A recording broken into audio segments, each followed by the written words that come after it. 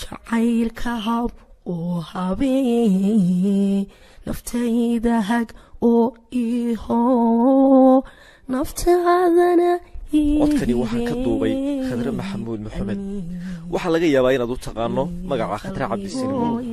maxaan dadka kaa dhawaystay maxaan dibta kaa ilaashay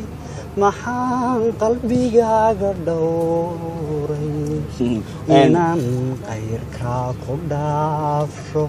maxaan isu dhiirigeliyey adoo dhayalsada dantayda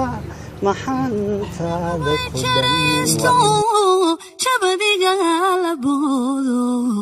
waxaan jidin ka mariyo anu